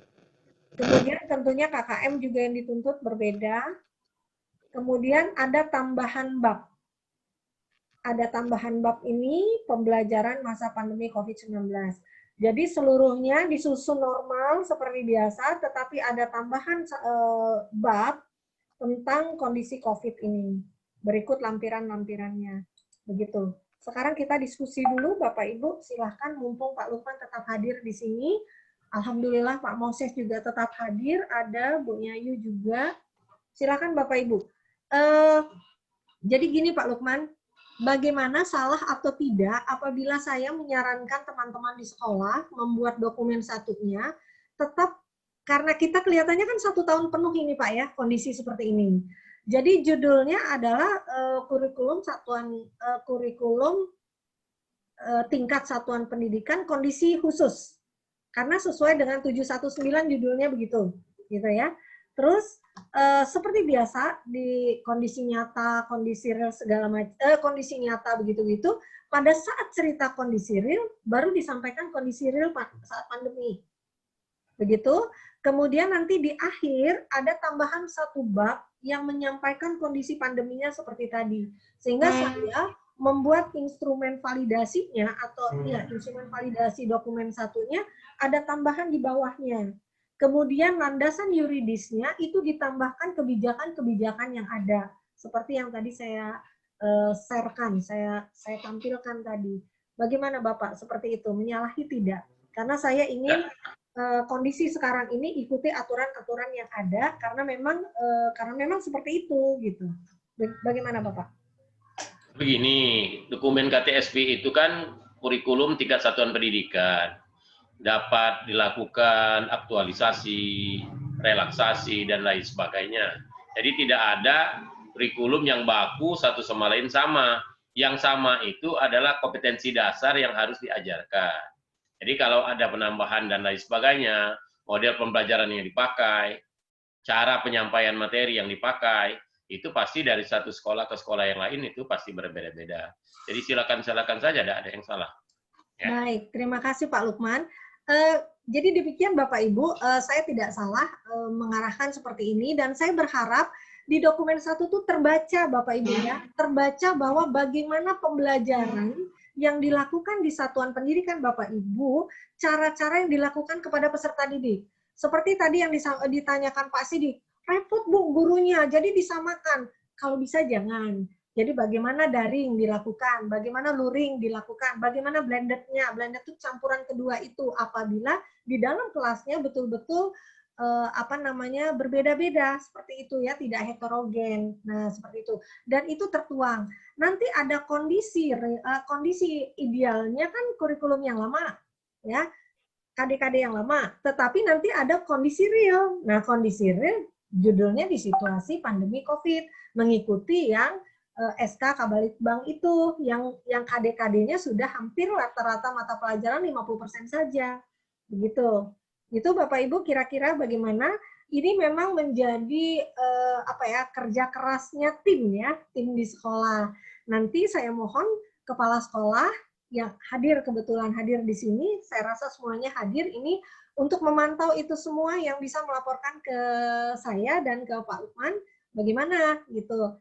Kalau misalnya ada kendala-kendala, ya kita diskusikan bersama. Begitu ya, Pak Lukman ya. Ya, ada pertanyaan terutama ini yang suprayon nih, yang suprayon atau IPK, ada masalah tidak? Karena saya tanya nanti sudah menyusun belum gitu. Jangan sampai nanti belum. Apapun yang Bapak Ibu susun, tidak ada yang salah begitu Bapak Ibu. Yang salah adalah Bapak Ibu tidak menyusun. Gitu. Bu, bagaimana sistematikanya? Nah, sistematikanya ada di 719 tadi. Saya sudah share-nya belum ya? Ada sistematikanya. Nah, sistematika itu. Pada dasarnya, sistematika kalau saya lihat itu sama dengan yang lama. Sama benar. Hanya ditambah satu bab di akhir situasi pandemi COVID-19. Seperti itu ya. Hanya saya minta di dalam setiap jabaran-jabarannya itu real Bapak Ibu ya, real memang betul-betul logis gitu ya, betul-betul logis menceritakan kondisi real yang ada. Jadi saya yakin seperti Pak Lukman tadi sampaikan setiap sekolah itu beda-beda kondisinya. Boleh contoh-contoh dijadikan referensi gitu, tetapi tidak di-copy pastekan.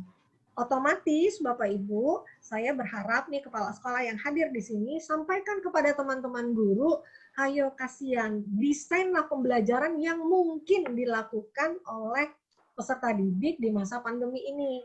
Kemudian libatkan orang tua dalam proses pengerjaan tugas-tugasnya agar peserta didik tetap enjoy melakukannya. Dan tolong kalau dulu dikatakan 60% penugasan itu harus 60% dari tatap muka, apalagi situasi pandemi ini. Bisa-bisa 50% dari itu, berarti kan hanya 30%. Artinya apa yang dibutuhkan di sini? Bagaimana peserta didik mampu menguasai kompetensi yang diharapkan. Jadi bukan banyaknya tugas-tugas agar dia mengerjakan tugas tidak bisa main, tidak bisa apa-apa, bukan itu. Dengan dia nonton TV, dengan dia melihat apa yang ada di sekelilingnya itu Bapak Ibu desainlah menjadi pembelajarannya. Bisa juga bahasa Indonesia mengatakan coba ceritakan pengalaman kalian peserta didik pada saat situasi pandemi yang ada di rumah. lakukan wawancara dengan orang tua, apa kesulitannya, apa masalahnya. Nah, itu dijadikan penugasan untuk bahasa Indonesia atau bahasa Inggris, gitu kan bisa.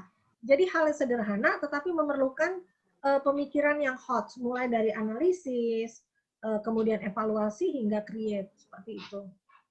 Silakan Bapak Ibu yang mau bertanya, terutama tim-tim penjamin mutu sekolah atau wakil-wakil kurikulum. Ini baru Pak Sidik saja yang bertanya. Pak Zabidi ada mau Lagi tambahan Bu Rini. Boleh Pak Sidik. Ini seandainya saya ada hadiah, saya kasih Pak Sidik loh 2 kali. Pak Sidik nanya kan, saya kasih 2 kali. Kebetulan saja Bu. Ya.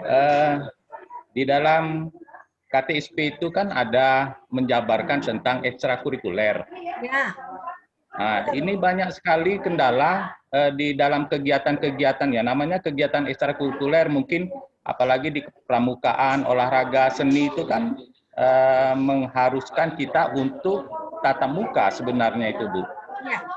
Nah, yang menjadi permasalahan sekarang pengganti kegiatan itu yang masih kebingungan Bu untuk kegiatan ekstrakurikuler. Apakah itu masih tetap harus kita laksanakan? Kemudian apa istilahnya ya? Kegiatan apa yang bisa kita robah sehingga kegiatan tatap muka itu bisa kita ganti dengan kegiatan yang lain sehingga kegiatan ekstrakurikuler itu tetap dapat berlangsung Bu. Itu saja Bu. Baik. Ya. Bagus sekali pertanyaannya ya. Jadi begini Bapak Ibu, saya kembali nanya nih pada Bapak Ibu semua. Apa mungkin kegiatan ekstrakurikuler seperti paskib dilakukan? Apa mungkin kegiatan ekstrakurikuler misalnya apalagi Pak Sidik, misalnya paskib, kemudian panjat tebing, kemudian apalagi begitu. Apa mungkin? Tidak mungkin kan? Nah, artinya di dokumen 1 Bapak Ibu untuk kondisi ideal kan tetap ditulis tuh, tetap dibuat ini. Tetapi ekstrakurikuler yang dilakukan pada masa pandemi hanya ini yang bisa dilakukan. Misal rohis. Kalau rohis barangkali Bapak Ibu nanti ketua rohisnya itu membuat programnya begini. Di TV itu kan sekarang situasi pandemi banyak acara-acara pagi itu acara Islam itu indah atau apalah ya. Nah itu dibuat program oleh ketua rohisnya itu, yang lainnya itu menceritakan apa yang sudah dia tonton, apa yang sudah dia lihat dan deskripsikan di ininya, di laporannya. Saya rasa itu misalnya contoh rohisnya. Jadi tetap ekskul rohis bisa, tapi paskib tidak bisa. Terus misalnya saya ingin tayangkan yang pramuka ya. Saya ada contoh teman itu yang pramuka. Pramuka itu wajib, tetapi ada yang include di beberapa mata pelajaran, ada yang tidak. Kita ambil kedisiplinannya, kita ambil cinta tanah airnya, kita ambil apa. Dan itu kemarin saya juga bingung ya, pada saat tatap muka virtual begini, saya sempat bertanya, bagaimana saya mau menyuruh audiens untuk berdiri, lagu Indonesia Raya untuk dilakukan berdiri. Tidak mungkin saya menyuruhnya, Bapak Ibu hadirin disilakan berdiri begitu. Ternyata mungkin Bapak Ibu, mungkin. Jadi tetap berdiri, tetap sikap sempurna, setelah itu duduk kembali, maka virtual seperti ini kembali. Jadi gini intinya Pak Sidik, pilih, ekskul mana yang tidak mungkin dilakukan saat ini dan ekskul mana yang mungkin dilakukan. Apakah kena marah? Apakah salah? Tidak salah. Yang salah tuh justru yang kondisi ideal itu dilakukan. Itu artinya tidak mematuhi protokol kesehatan, keselamatan, kesejahteraan dan lain sebagainya. Nah, jadi pilih-pilih ya Pak Lukman ya, tidak harus ekstrakurikuler di masa pandemi ini berjalan seperti sedia kala. Tadi saya sudah contohkan PJOK. Guru PJOK hati-hati, guru seni budaya hati-hati, guru prakarya hati-hati, gitu ya. Dalam mendesain RPP pembelajarannya. Misalnya lagi belajar bola besar tadi kan, saya pengen melihat siswa itu mampu tidak melakukan bola besar gitu ya. Kan itu ada perintahnya bisa begini, silakan lihat di tayangan TV, pertandingan sepak bola, strateginya bagaimana, tendangannya bagaimana yang baik, yang salah bagaimana yang baik, semuanya dideskripsikan, diceritakan pakai foto dan lain sebagainya. Jadi menurut saya tidak harus apa yang bisa dilakukan dalam situasi seperti ini lakukan. Nah, seperti itu Pak Sidik. Jadi tidak harus pilih-pilih begitu ya, pilih-pilih.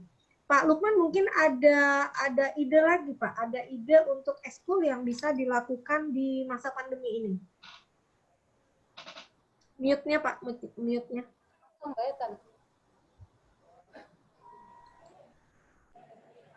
Secara prinsip ekstra itu adalah bentuk tambahan dari proses pembelajaran yang ada. Bertujuan untuk pengembangan diri siswa.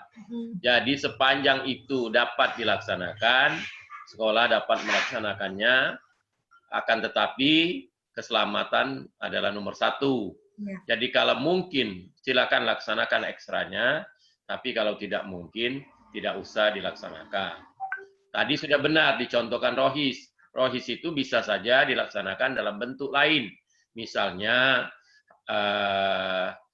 hatam Al-Quran secara bergiliran. Jadi setiap siswa setor ayat yang dibaca melalui kegiatan virtual seperti ini. Itu contoh-contoh yang sangat sederhana yang dilakukan. Ya.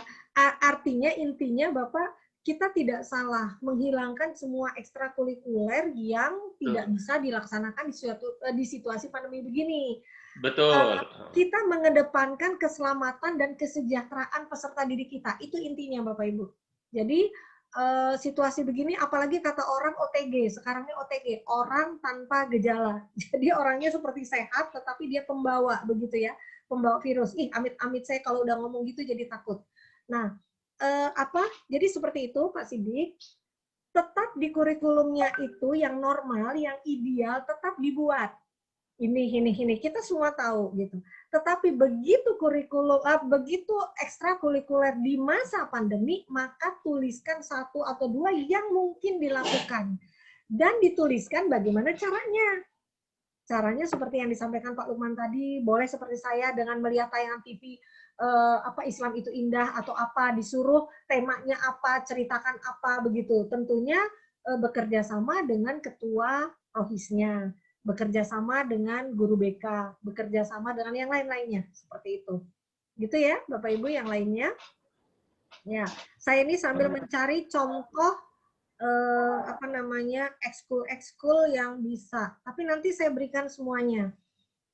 Silakan ada yang mau. Nah, mengenai ini Bapak Ibu ya, mengenai RPP 1 lembar, itu kan esensinya RPP 1 lembar Bapak Ibu. Tetapi tidak harus begitu. Yang penting tidak banyak tidak, tapi tidak bermakna. 1 lembar tetapi dia bermakna. Nanti mengenai RPP saya akan khusus melakukan pembinaan kepada guru-guru seperti yang sudah saya lakukan kemarin dengan seluruh guru SMA 22. Satu demi satu, langkah demi langkah, saya Mana Burinda dan teman-teman ya, satu demi satu, langkah demi langkah, apa sih yang harus dilakukan? Real tidak? Sampai kemarin itu hampir semua guru melakukan model pembelajaran discovery learning. Mungkin tidak. Ya, discovery learning itu kan melihat bagaimana siswa menemukan konteksnya, menemukan sesuatu. Itu kan harus dilihat langsung, harus tatap muka. Mungkin tidak seperti itu, kan tidak mungkin. Nah, jadi lakukan, Bu, gimana kalau tidak pakai model pembelajaran? Tadi Pak Lukman menyampaikan, coba kelihatannya di situasi pandemi ini, project based learning ini sangat memungkinkan untuk dilakukan. Dan libatkan orang tua dalam penugasan-penugasan peserta didiknya. Itu bagus banget. Bu, saya tidak mau pakai model, pokoknya nanti saya ini saja penugasan bagaimana dia bisa mendeskripsikan kemudian dari pengalaman yang dilakukan selama pandemi. Boleh, gitu. Jadi yang tidak boleh itu kalau tidak membuat, gitu Bapak Ibu. Ya, silakan lagi ada yang mau bertanya. Saya ini mau menyampaikan contoh-contoh RPP, tapi nanti tidak tepat karena materi kita hari ini adalah... Izin tanya, Bu. Boleh, Bu Rinda, silakan. Terima kasih. Assalamualaikum warahmatullahi wabarakatuh. Waalaikumsalam. Saya izin minum dulu bentar. Ya. Ini Bu yang ingin kami tanyakan, di dalam penyusunan dokumen 1 KTSP yang kami lakukan sekarang ini berdasarkan pedoman yang tunjuk EKTSP, Bu. Nah, EKTSP itu terdiri dari 7 bab. Kalau tadi Bu menyarankan kita membuat tambahan bab khusus untuk kondisi pandemik ini, itu akan kita masukkan di bab berapa, Bu? Jadi di bab berapa? Itu yang pertama. Terus yang kedua, di SMA 22, kami menganggap semua kegiatan pembelajaran dilakukan secara daring. Kalaupun ada permasalahan beberapa orang siswa, setelah kami data dan analisa apa penyebab anak itu tidak bisa ikut daring, ternyata jumlahnya tidak lebih dari 5% dan sudah kami buatkan solusinya. Anak itu datang ke sekolah menggunakan fasilitas yang sudah disiapkan di sekolah, lab komputer. Jadi, apakah salah kalau di model metode kegiatan pembelajaran itu kami anggap semuanya daring? Karena untuk anak-anak yang bermasalah tadi sudah diatasi, jumlahnya tidak lebih dari 5%. Iya. Baik, makasih Bu Rinda. Ya, tadi saya lupa, yang 5% apa yang dilakukan? Yang 5% itu anak, tidak lebih dari 5% itu anak-anak yang tidak bisa ikut belajar daring. Dilakukan tapi dengan apa? Jadi, mereka kami fasilitasi untuk datang ke sekolah menggunakan lab komputer. Jadi mereka mengerjakan dari sekolah. Ya, ini menjawab pertanyaan Pak Sidik juga ya. Jadi saya juga terbuka wawasannya. Jadi begini Bapak Ibu, apabila dari 100% ternyata setelah hasil asesmen diagnostiknya hanya 5% yang bermasalah peserta didiknya, ya asal betul-betul 5% dari 100% Bu Rinda ya. Dan ini solusinya, siswa tersebut secara ini datang ke sekolah dan difasilitasi oleh 5 laptop begitu ya, dan akhirnya pembelajaran tetap daring, tidak masalah. Tetapi tetap nanti di dokumennya disampaikan pembelajaran dilakukan daring.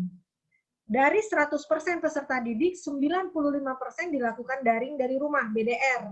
Tetapi yang 5% diceritakan di situ.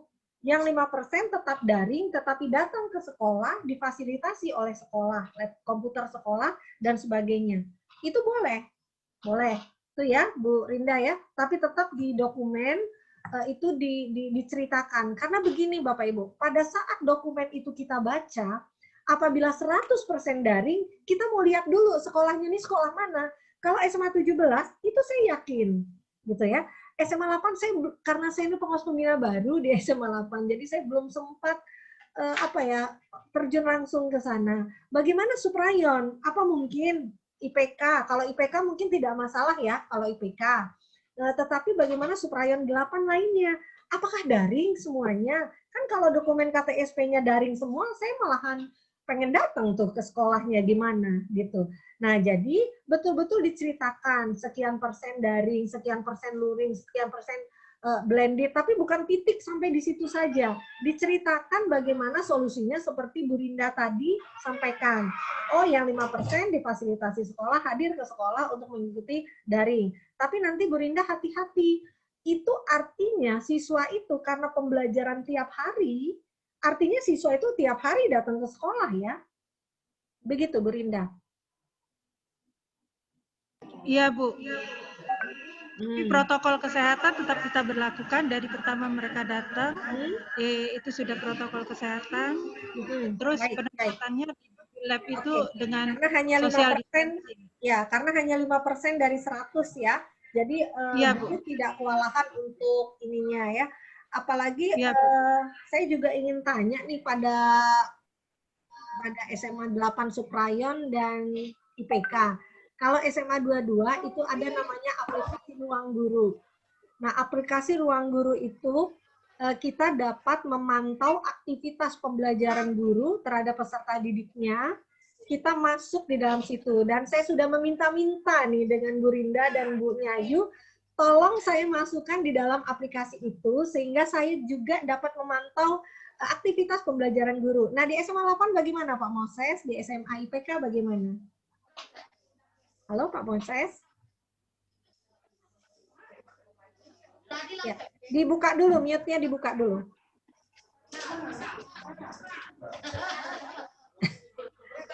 Pak Moses, mute-nya dibuka dulu, mikrofonnya dibuka dulu.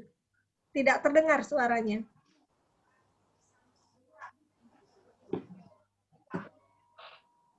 Pak Moses, halo?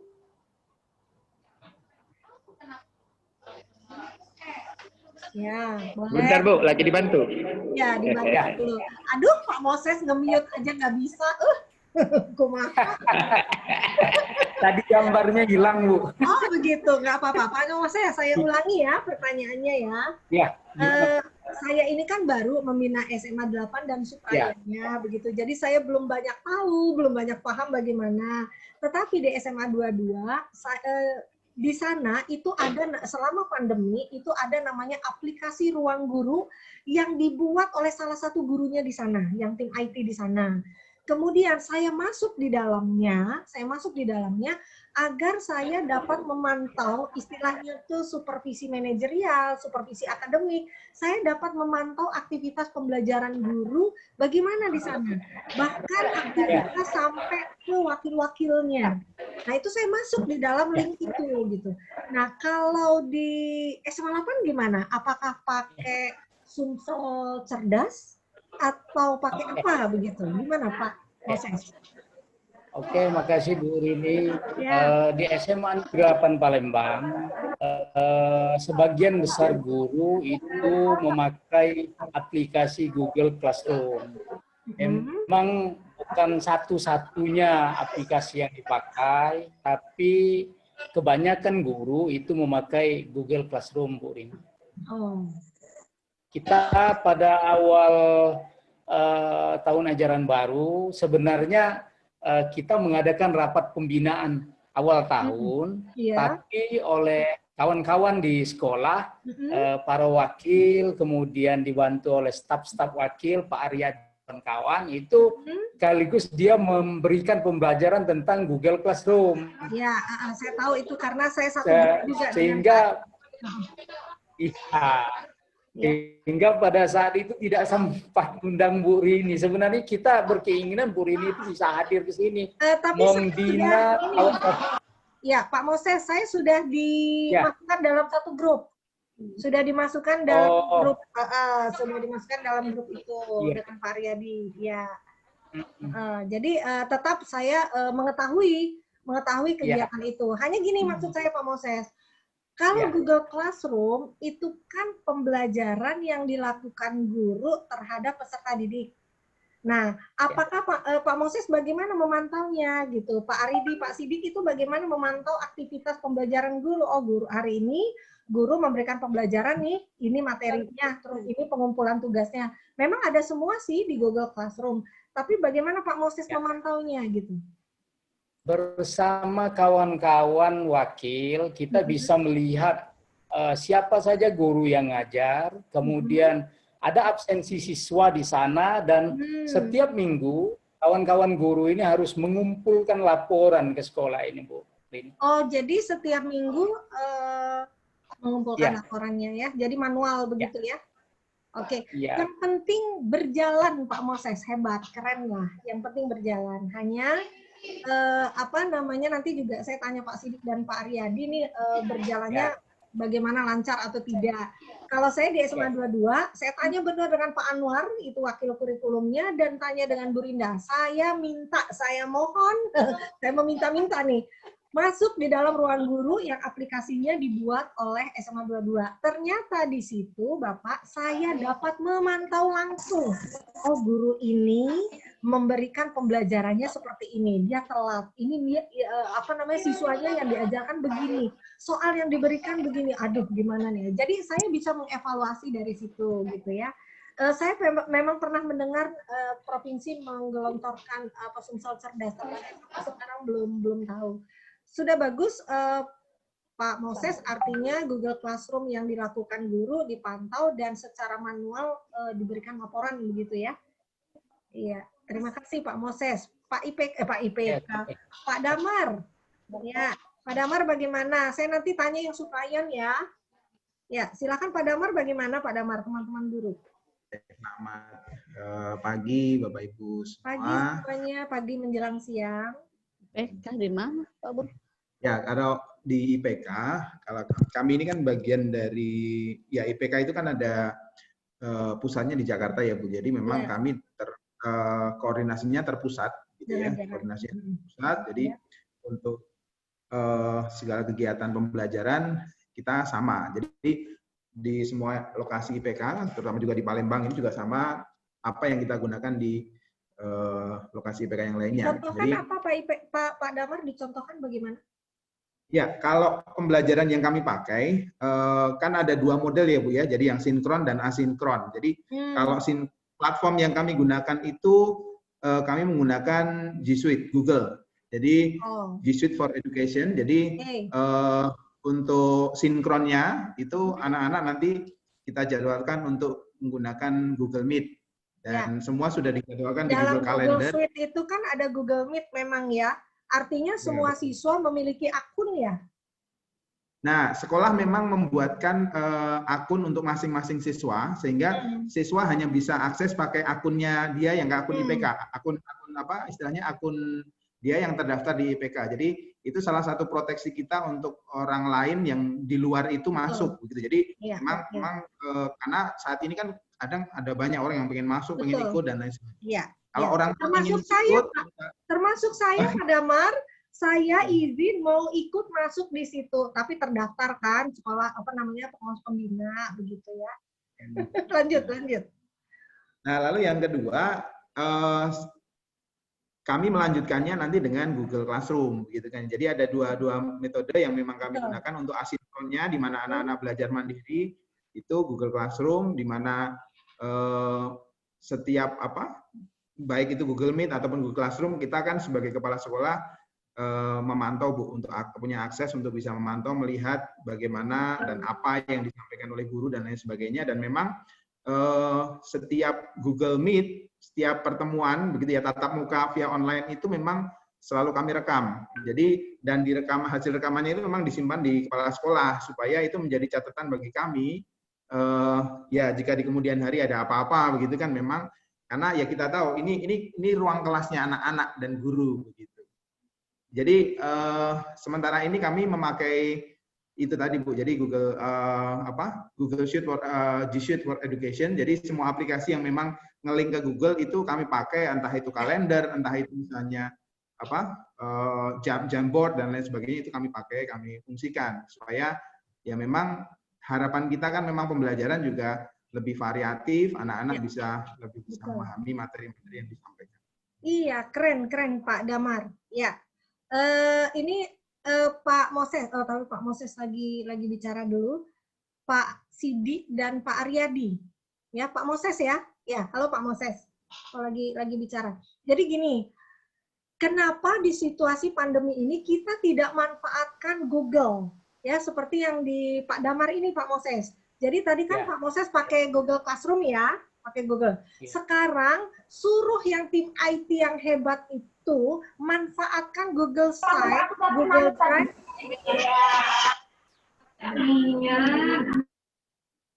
Ya, manfaatkan Google Site atau Google Suite yang di dalamnya ada Google Meet. Nah, di Google Meet itu memang peserta didiknya bisa tatap muka seperti Zoom seperti ini kan Pak Damar ya, bisa. Tapi justru diprotek. Siapa saja yang bisa masuk itu yang siswanya terdaftar. Itu bagus seperti ini. Kalau kalau Zoom meeting seperti ini kan terus terang aja saya admin saya nggak tahu lagi nih tidak terprotek. Mestinya kalau di Google Meet itu siapa yang sudah terdaftar seperti Google Classroom, seperti MS 365 itu siapa yang sudah terdaftar itu saja yang bisa masuk. Nah, tidak ada salahnya SMA 8 dan Suprayon melakukan seperti itu. SMA 22 karena dia sudah punya aplikasi sendiri Ruang Guru. Gitu ya Pak Moses. Jadi Google Classroom ditambah dengan menggunakan fasilitas Google Suite yang di dalamnya ada Google Meet gitu ya.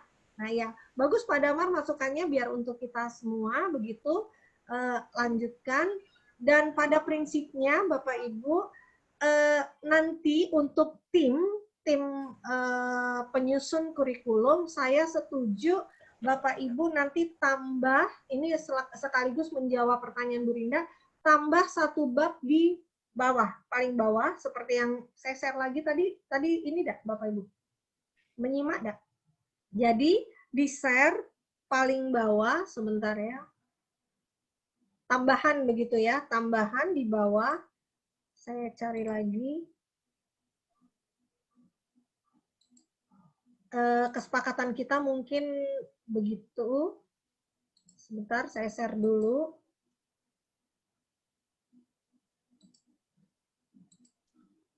Share screen saya sudah terlihat? Sudah Bapak Ibu? Sudah ya. Nah, untuk atasnya silahkan seperti yang kita selama ini lakukan. Silahkan, seperti itu. Tetapi nanti di latar belakang, di rasional pengembangan kurikulum, mohon ditambahkan situasi pandeminya, sehingga menjadi dasar penambahan di landasan hukumnya atau di landasan yuridisnya. Kemudian paling bawah, berapapun bab yang Bapak Ibu buat, gitu, paling bawah di sini kan ada 4 bab. Di bawah sebelum kalender pendidikan, tambahkan pelaksanaan pembelajaran pada masa pandemi. Semua prinsip kebijakan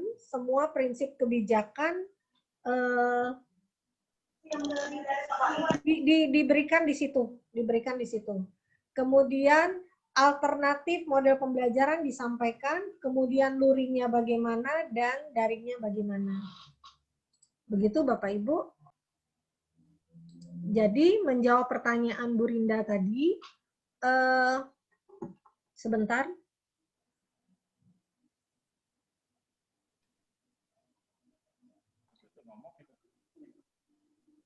Sebentar ya.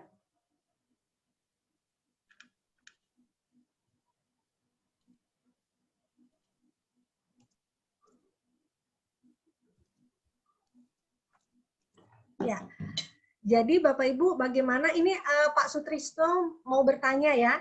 Ya, Bapak Ibu kita sepakat saja judulnya itu adalah KTSP kondisi khusus, itu yang pertama. Karena kita 1 tahun penuh ini memang kelihatannya masa pandemi, jadi kondisi khusus judulnya.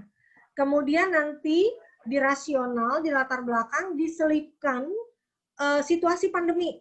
Diselipkan situasi pandemi yang memungkinkan begini-begitu. Terus di landasan yuridis atau landasan hukum ditambahkan kebijakan-kebijakan seperti yang saya sampaikan tadi. Semua materi saya berikan kepada Bapak Ibu nanti ya melalui wakilnya. Kemudian tambahkan di bab terakhir sebelum kalender pendidikan, tambahkan situasi pandemi. Nanti saya berikan juga instrumen ya, instrumen validasi KTSP-nya, gitu. Barangkali itu Pak Sutrisno silahkan kalau mau tanya, walaupun kita tidak sampai jam 11 tidak apa-apa, kalau memang diskusi kita selesai. Tapi saya belum mendengar nih yang dari Suprayon nih. Suprayon masalahnya apa ya Pak Hidayat, Muhammadiyah 3, Sriguna dan sebagainya. Nanti apabila situasi sudah normal, Bapak Ibu, baru saya akan mulai hadir ke sekolah Bapak Ibu Suprayon 8. Saya minta izin dulu sekarang ini, pokoknya saya belum ya jalan-jalan ke sana. Jangankan ke Suprayon, ke SMA 8 nemuin Pak Moses aja saya belum gitu. Nah, selama kondisi COVID ini ya izin ya Pak Moses seperti itu. Saya mengutamakan kesehatan dulu lah, karena apa? Usia saya kayaknya rentan begitu untuk terkena amit-amit gitu ya. Silakan Pak Sutrisno kalau mau bertanya. Pak Sutrisno. Oh, tadi mungkin ya. Ada lagi yang mau bertanya Pak Anwar, Pak Zabidi dan seterusnya. Pak Anwar silakan. Ini mana Pak Lukman ya, karena Pak Anwar itu pertanyaan kemarin belum bisa saya jawab ya mengenai rapot mengenai rapot. Tapi ini kelihatannya Pak Lukman masih di telepon. Ya, silakan Pak Anwar, saya catat dulu. Ya, Assalamualaikum warahmatullahi wabarakatuh. Waalaikumsalam. Selamat bergabung di ruang kurikulum SMA Negeri 22, Bu. Iya. Sudah masuk. Iya, terima kasih. Mengingatkan kembali yang saya tanyakan kemarin, Bu. Iya, betul. Itu masalah rapor. Iya. Tadi masalah kegiatan eskul yang dijelaskan oleh Pak Lukman itu hanya sifatnya tambahan. Iya. Namun kita harus memperhatikan keselamatan dan kesehatan. Iya, betul. Nah, yang jadi pertanyaannya, bagaimana dengan eskul wajib? Kalau yang lainnya tidak wajib, gitu kan? Iya. Nah, yang wajib ini bagaimana nanti diraport? Iya. Apakah tetap di raport itu ditulis? Kalau mau ditulis ya teknis pelaksanaan eskul wajibnya bagaimana gitu. Ya. Kemudian mengingatkan kembali Bu, pertanyaan saya kemarin bagaimana dengan instrumen supervisi kelas untuk ini kaitannya nanti dengan PKG pada bulan Desember sekaligus P2KP dalam penilaian kinerja guru. Kemudian yang terakhir mungkin ada yang menyikapi pendapat Ibu bagaimana untuk menyikapi kondisi COVID sekarang, sementara kita sudah melihat kondisi teman-teman kita di SMK 3, SMA 20, SMA 14, sementara kebijakan sekarang kita harus hadir di sekolah setiap hari. Apakah ada pernyataan sikap untuk mengatasi hal ini? Apakah kami harus setiap hari seperti ini, Bu? Mungkin bagaimana caranya, Bu? Terima kasih. Assalamualaikum warahmatullahi wabarakatuh. Waalaikumsalam warahmatullahi wabarakatuh. Terima kasih pertanyaannya. Untuk pertanyaan terakhir Pak Lukman saja yang menjawab.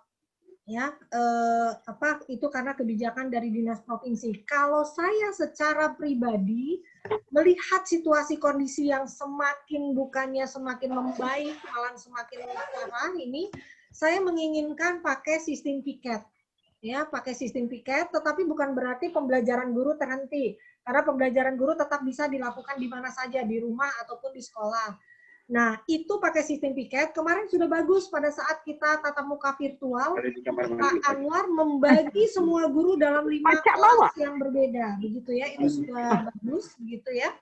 Nah, tetapi untuk kesehariannya bagaimana? Kalau saya menginginkannya menggunakan piket. Misalnya satu hari guru itu 10 orang, hari berikutnya 10 orang, hari berikutnya. Dengan itu pun yang hadir harus melakukan protokol kesehatan yang baik dan benar. Dan itu absen betul-betul dilakukan, walaupun absennya dari rumah. Absennya dari rumah. Laporkan dengan kepala sekolah atau dengan wakil, apa saja yang sudah dilakukan hari ini, apa saja yang sudah dilakukan hari ini. Seperti itu. Ya, kemudian untuk supervisi saya memang sudah janji pasti instrumen supervisi itu berbeda ya Pak Anwar, tetapi untuk waktu situasi pandemi sementara ini kita baru bisa melakukan supervisinya administrasi. Supervisi di kelas belum bisa karena siswanya tidak di kelas, gitu ya. Nah itu nanti saya sedang mendesain bagaimana supervisi administrasi juga kelas yang situasi pandemi. Nanti dulu melakukan PK guru nanti karena kita masih terus berjalan ini kemungkinannya bagaimana gitu ya, karena situasi pandemi ini memang semuanya itu akan sangat berbeda dengan sebelumnya. Kemudian ini mumpung Pak Lukman sudah hadir, Bapak kelihatannya Bapak sibuk sekali memang Pak Lukman. Ada pertanyaan dari Pak Anwar. Izin Pak Lukman, ada pertanyaan dari Pak Anwar yang... Saya dengar dari tadi, Bu Rini. Saya dengar ya, dari tadi. Ya. Dari tadi saya dengar seluruh kegiatan. Oh iya, baik. Apa yang mau ditanyakan? Silakan. Ada pertanyaan dari Pak Anwar yang tidak bisa saya jawab. Apakah Silakan. salah ya situasi yang pandemi yang semakin kita merasakannya bukan semakin membaik ya, bahkan semakin apa ya?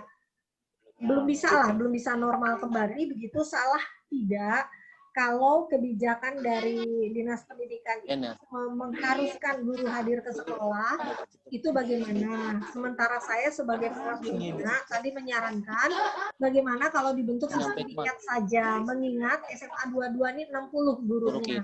Kalau hadir semua 60, ruangannya tidak cukup. Sementara kami melakukan tatap muka virtual pembinaan guru kemarin itu di 5 kelas. Di 5 kelas yang terpisah-pisah, dan itu pun sinyal segala macam. Jadi saya bilang bagaimana untuk pembelajaran, toh proses pembelajaran tetap bisa dilakukan guru di rumah, bisa juga di sekolah. Nah, bagaimana kalau pakai sistem piket? Dan, dibagi gitu dalam satu harinya, misalnya 15 guru, menghitung kursi yang ada, menghitung tempat luasan ruangan yang ada, begitu. Apakah itu menyalahi atau bagaimana? Karena kelihatannya teman-teman guru ini agak resah juga apabila tiap hari ke sekolah dengan penuh begitu tempat duduknya. Itu bagaimana Pak Lukman? Silakan, siap. Assalamualaikum warahmatullahi wabarakatuh. Waalaikumsalam. Kebijakan kepala dinas itu tergantung kepada kebijakan kepala daerah. Dalam hal ini gubernur dan tim gugus tugas COVID-19. Apabila gubernur meminta seluruh PNS, jadi yang diminta hadir itu PNS, karena melekat pada dirinya itu gaji yang diterima setiap bulan. Maka PNS itu wajib hadir setiap hari sesuai dengan jam tatap mukanya 37,5 jam. Sekolah berkewajiban menyiapkan protokol kesehatan. Ya, protokol kesehatan. Karena guru juga tidak hadir ke sekolah, bukan berarti dia diam di rumah. Kita sudah tidak menutup mata juga, guru ke mall, ke pasar juga tambah lincah saja. Itu kan juga praktek bentuk buruk kita. Makanya berdasarkan edaran Permenpan sejak terhitung Juli 2020 per tanggal 13 itu semua guru yang berstatus PNS itu wajib hadir di sekolah pukul 8 sampai pukul 13.30. Ya, sesuai jam tatap mukanya. Walaupun pembelajarannya dilakukan secara daring. Persoalannya dia di sekolah nanti, kekhawatiran dia itu, kan bisa diatur ruang kelas yang kosong itu bisa dijadikan. Kelihatannya